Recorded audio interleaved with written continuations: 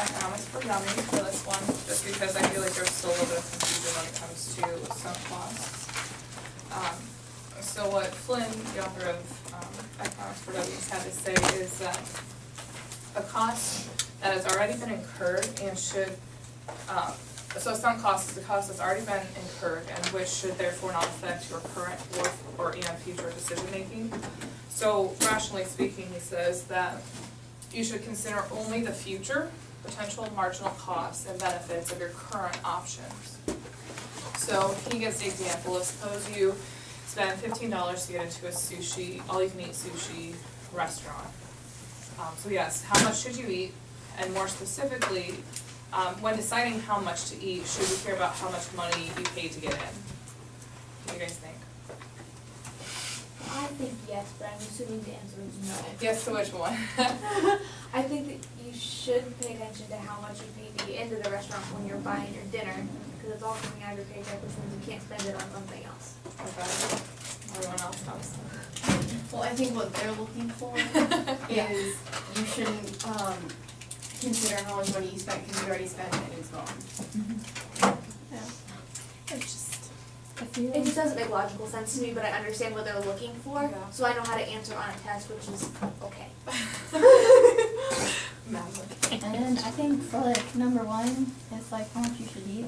Probably until you're full. Okay. Cause like you just like eat a lot and then you're full.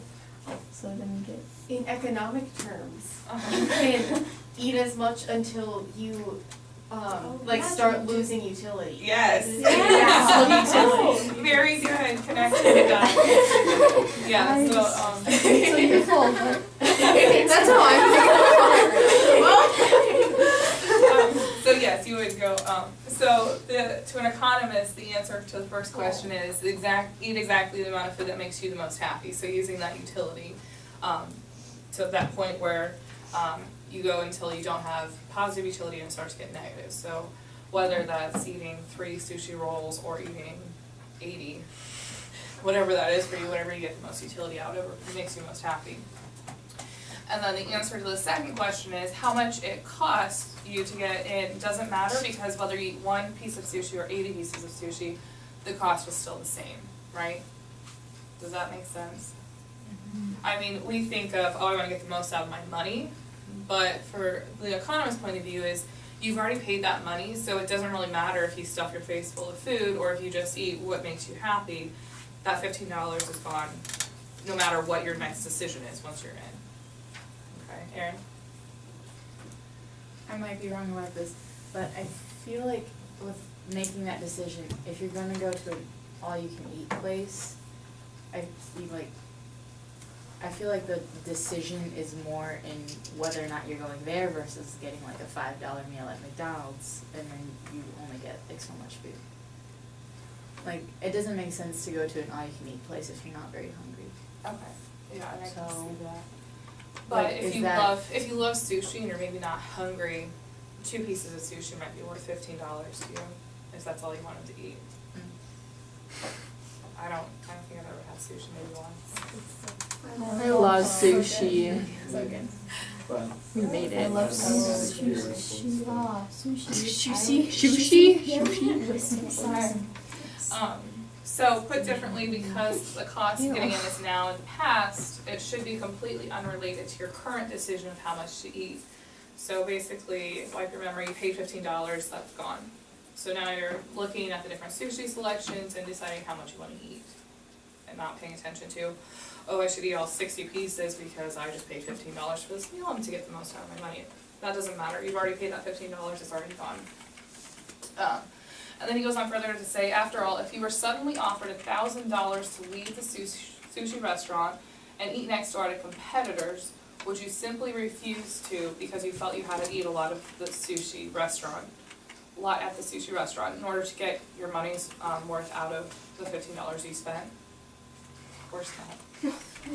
So that $15 is in the past, like don't even think about it. It's a sunk cost, it's gone. Once you've paid that, you can't get it back. So it doesn't matter the choices you make after that, you shouldn't base it on the $15 that you spent because it's gone. Making a little more sense today? It is Monday. Okay, so unfortunately, most people tend to let sunk costs affect their decision making until an economist points out to them sunk costs are irrelevant. Economist? Just kidding. So hopefully, you can remember that for a test. Which I think at this point we have, does anyone know how many school days are left? So Christmas break or Until finals week. like There's like 44 until Christmas. But school days, so Monday through So Friday. subtract 4. it's like I 25 can or tell something. you, Less. there's, there's 10 this month. Yeah, and 10 next. There's and like 5 So, like, weeks, 20 right? more Or- school days. And then, no, 14 next. Okay, there's tons. Wait, how's there only 14? There's 10 Because we until don't go on the Thanksgiving break. 19th of December. Oh wait, I wasn't even counting those, I was counting forgot what until weekend Monday. it is. Until finals day. Yeah. Oh, until finals No. week. So not Oh, counting gotcha. finals So after week, today, it's like 20 days, we have 20. 20 class days left. So, I think we're gonna make the most of them. Oh dear. And then I was thinking about the final, and I'm still thinking about it. I'm not sure if I wanna put some of the stuff that was on this past test on there, or just start Let's fresh. do all graphs. Can you just do like Yeah, the last let's test? do it. Highlight The last Yeah. one's Yeah. not like Do bigger. that one. Can No, we do let's not. Plus a little bit of Yeah. vocab. Okay. That's enough. That'll be A little bit of Alright. vocab, yeah, a little bit of vocab, and then. the Alright, rest. over break, I will come up with a study guide for your final. That would be fabulous. So will we have a test before Thanksgiving break or no? No. No. Okay. This is like over this. Yeah. Okay, so like, if I were an adult and I went and I bought a house, and would that be like a sunk cost though? Because then you're like, I just bought a house, so like you're trying to save up money now, and so like you base your decisions off, I guess like I can't go out to eat because I'm trying to pay for my house. Like, would that be considered I think sunk that would be cost, or more would of it be- like, well, yeah. that's almost like an opportunity cost because you bought the house you can't Okay. afford. As far as the sunk cost, if you just spend a lot of money on the house itself, Mhm. are you gonna base the amount you paid for that to decorate your interior? So, oh my gosh, I Oh. spent $80,000 on a house, should I buy this $500 couch or not? Okay. So, that $80,000 is gone. So whether or not you really love this couch for an expensive amount, Okay. and So kind of off of that, so like, say you just bought a house and then literally, like a week later, you get this job like in New York or something, but you still have to pay for the house and like, how do you, it's a sunk is that a cost. sunk cost? Yeah. 'Cause- If you're gonna accept the job in New York, you have options, like you could rent your house. Mhm. But if you wanna go, like from the economist's point of view, if you wanna go to New York and accept that job, it's a great job, then don't even take into consideration that you just sunk 80,000 on a house. Do what you want. Paige. Okay, I think this might be starting to make a little bit more sense to me, like I'm trying not to be hard-headed about this, but it's really bothering me, 'cause the way I'm thinking about it right now is if you're an adult, you're living on your own, and you have like a steady income, but if everything you're doing, when you're taking like with sunk costs, like say the example with dinner, like you pay 15 to get in, and then you don't pay attention to what like how much your actual meal costs. If that's the way that you're continuously like thinking about your money, eventually like you're just gonna run out because you have to take into consideration like what you're spending, because if you just ignore Yeah. that. I then, think like, you're thinking of go too into debt. broad of a term, and this Okay. is more like per situation. So, like, the different activities that you're doing, you're paying money for, when you're at that activity, don't let the, decisions you have once you're at that activity be affected by what you paid to So get is in. this more from like a utility standpoint, of like in order to have as much, like gain as much utility from this experience, like don't. You can tie them No. together, but, when you're thinking of a sunk cost, it's more of, you paid $10 to get into an event. Don't let that $10 make you decide whether or not you buy a drink at the event or not. Okay, Because that $10 is gone, whether you buy a drink or not. So, if you're thirsty, you're gonna buy a drink. If you're not thirsty, you're not gonna buy it. Or if buying a drink will give you more utility, you buy a drink. okay, that helps to not think so. Yeah. Yeah, because the smart thing would be to like budget and you Yeah, have that's some what I money. was thinking, like you're gonna go into debt if you do it like that, but, okay, that makes more sense. Yeah, so it's kind of just like per activity that Okay. you're doing. Okay. so decision making, which I think we talked about this. Consumers commonly make the following three mistakes when decision making. We talked about how they take into account monetary costs but ignore non-monetary opportunity costs. And then they fail to ignore sunk costs. And they're overly optimistic about their future behaviors. So we talked about how behavioral economics is the study of situations in which people make choices that do not appear to be economically rational. Okay. We talked about the total variable cost, fixed costs.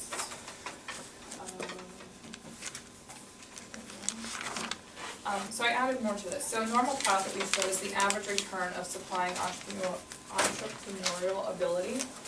It is a part of the firm's opportunity cost because it is the cost of a foregone alternative, which would be for the entrepreneur is the running of another firm. So because they're running this firm, their opportunity cost is they can't run this other firm, right?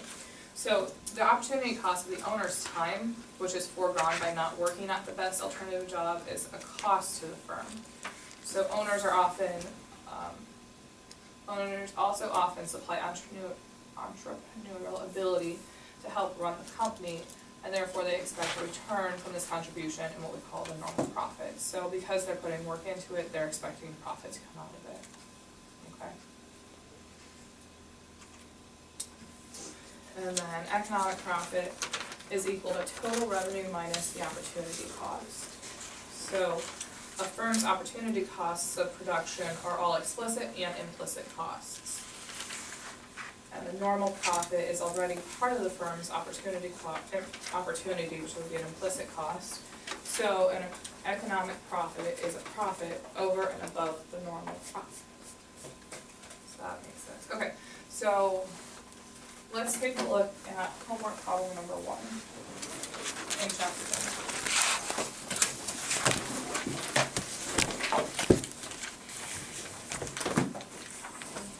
So who can tell me what an implicit cost is?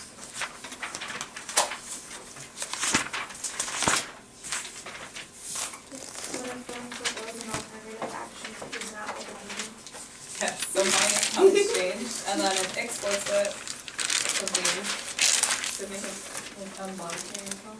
right. So, on this first problem in, chapter 10, it says, 1 year ago, Jack and Jill set up a vinegar bottling firm called JJVB. Use the following information to calculate JJVB's explicit costs and implicit costs during its first year of operation.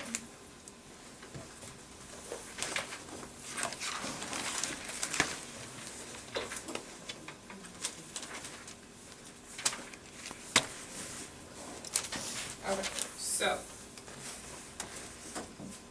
we have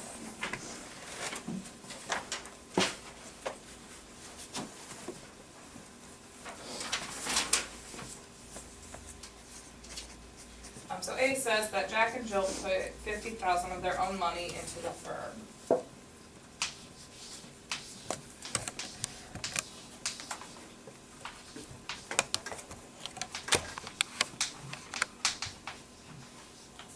Okay. And then they bought equipment for $30,000.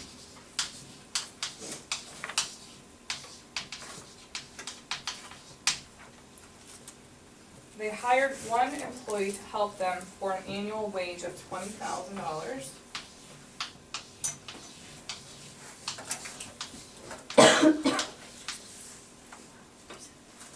Jack gave up his previous job at which he earned $30,000 and spent all of his time working for JJVB. So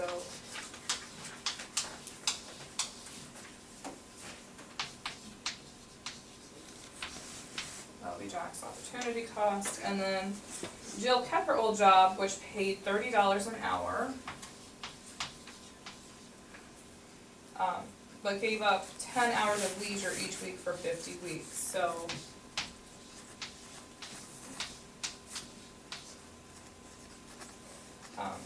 to get like the monetary amount, we can take $30 that she got an hour, multiplied by the 10 hours over 50 weeks. So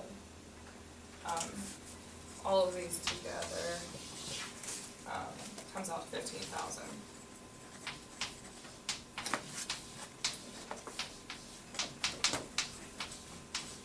So that's Jill's opportunity cost. And then JJVV bought $10,000 of goods and services from other firms.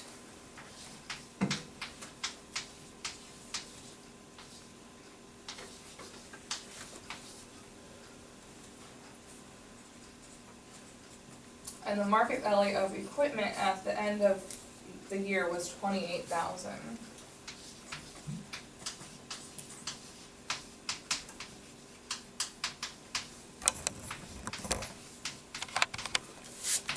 So it'd be the equipment, actually, when I say depreciation, I don't mean that it's $28,000 less, but we're gonna have to find out the difference there, okay? So let's go through these and decide if it's an implicit or explicit cost. So, because Jack and Jill put $50,000 of their own money into the firm, that money is in the firm, they can't have it in a bank collecting interest. So would that be, an implicit or explicit cost? Implicit, because that's an opportunity cost. So because they spent this $50,000 in capital, it's foregone interest.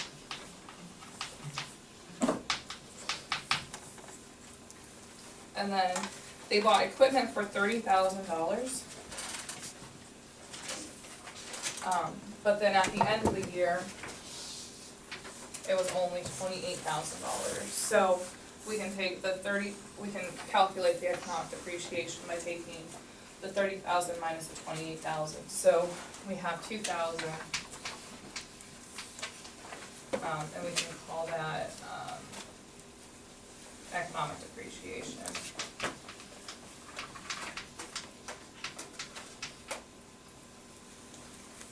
And would that be an implicit or explicit?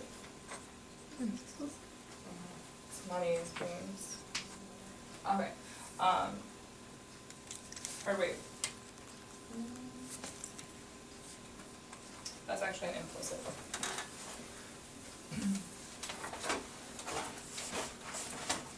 Because they didn't actually spend money, the equipment just on its own depreciated over time. Okay, so then we have the wages that they're paying to their one employee, implicit or explicit? Explicit. Right, because they're paying money. And then Jack's $30,000 opportunity cost. Implicit. Implicit. Jill's $1,500 opportunity cost, Implicit. or 15,000, sorry. The $10,000 they spent on goods and services. Explicit. Okay, so we can write down our implicit cost as the 50,000 foregone interest, the 30,000 opportunity cost from Jack, the 15,000 opportunity cost of Jill,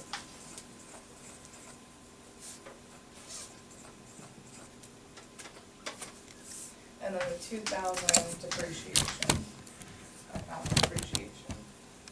So if I did my math correct, I came up with $97,000 for implicit. And then for explicit, we would have the $20,000 of wages. And then the 10,000 spent on goods and services from other firms, which would be 30,000. Did everyone see how I got those? So you guys should be able to do number 2 for homework tonight. And then do it not in your notebook so that you can find it out.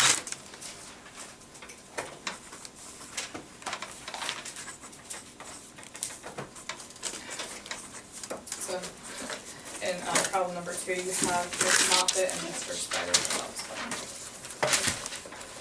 Yes, you rise. Okay.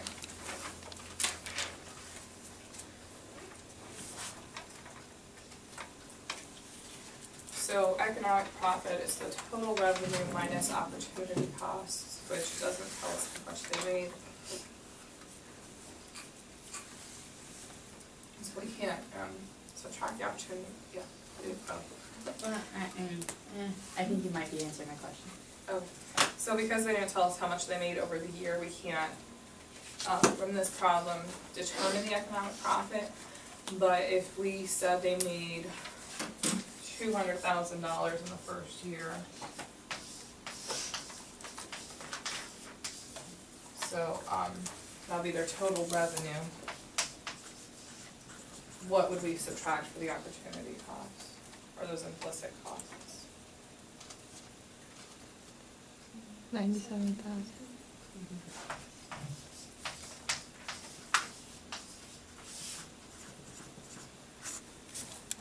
I was doing the math.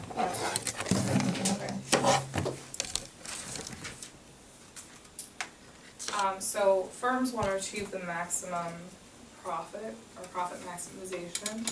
So they need to make 5 basic decisions, and we talked about these decisions the very first week of class, where you're looking at what goods and services to produce, how to produce them, and that's including the production technology to use. 3 would be how to reorganize and compensate its managers and workers. 4, how to market and price its products. And then 5, what to produce itself and what to buy from other firms. So outsourcing is sometimes more beneficial than doing everything in-house. So outsourcing, so if I own this school and I'm not really big on cleaning and I didn't really want to clean this whole school because it's kind of big, we can outsource and hire someone else to come in and clean it instead of having one of our employees do the cleaning, right? So you have to decide when is it best to just do it yourself or to produce it yourself and when to buy from other firms. Okay. So the 5 basic decisions of a firm are limited by the constraints it faces. So last week, on Friday, I think we just started talking about constraints in the bell ring. Looks like we might run into that problem again. But the 3 constraints firm faces are technology, information, and the market. So with technology, it's any method of producing a good or service. So the firm, the firm uses, the process a firm uses to turn inputs into outputs of goods and services. So inputs being what?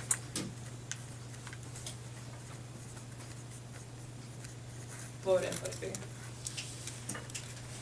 Starts with an R. Resources. There you go.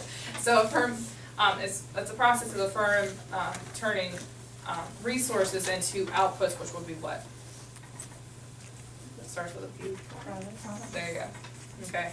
So they're using a little bit of different terminology here, but it's the same concept of what we talked about in the first week. So the process of firm using resources or inputs into outputs of goods and services. So at any point in time, a firm is using a given technology such that any increase in profits is limited by the technology currently available. So if we're using the available technology, the firm can produce more, but only if it hires more resources, which will increase its costs and limit the profit of additional output. So they're limited by technology here because say they have 3 machines and they could increase output, but they need to add another person. So let's say there's 1 person for each of the 3 machines, but if they run maybe one of the machines all day instead of just part of the day while one of the 3 are working, they could increase their output, but at the same time they'd have to bring in that 4th person to run that machine. So by bringing in that 4th person, they're gonna have a cost for wages with that person, but they will have additional output. And then information is never complete. So a firm is constrained by the limited info about the quality and effort of its workforce, and then as well as current and future buying plans of its consumers and plans of its competitors. So, because information is limited and they can't know ahead of time what consumers are gonna buy or how productive their workforce is gonna be, and they don't know what price their competitors are gonna be selling the same items for. So because of that, they're limited, or they're constrained by the amount of information. Like they can do some research and maybe find some indications or indicators of the answers to those, but they won't have all of the information, right? You can never have all the information in this sense. Okay.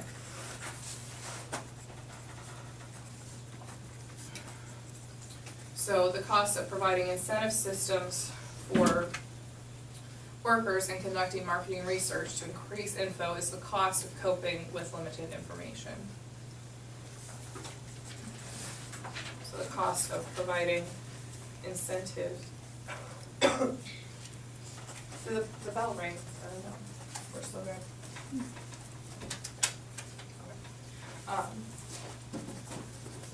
So the firm can produce more, the cost of producing incentive systems for workers and conducting marketing research to increase information is the cost of coping with limited information. And we break that down in one of the next slides, so don't get stressed out about that.